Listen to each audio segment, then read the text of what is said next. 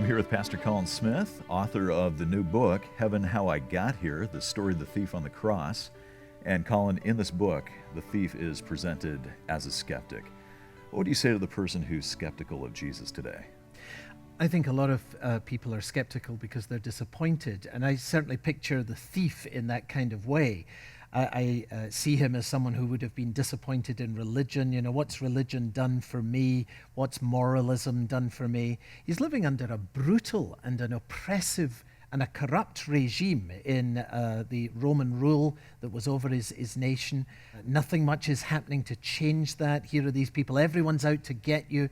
Well, that produces a kind of hardness, a cynicism, a skepticism for sure. And then when he's on the cross, he does not think well of Jesus, because at one stage, both of the thieves, the one either side of Jesus, the Bible tells us, they were both hurling abuse at Jesus.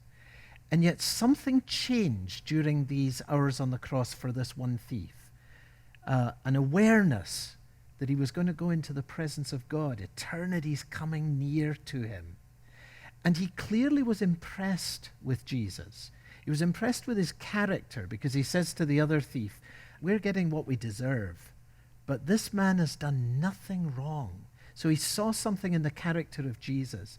And then he saw something about the power of Jesus. Because he refers to him as a king. Will you remember me when you come into your kingdom? Mm-hmm. So he comes to believe that Jesus can do something for him, and that he really is actually quite desperate. He's not in a position to be skeptical. He's going to stand as a sinner in front of a holy God.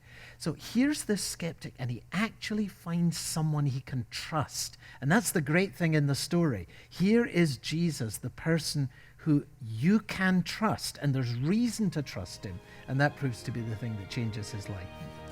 We can read more about that change and his trust in Jesus in Heaven, How I Got Here.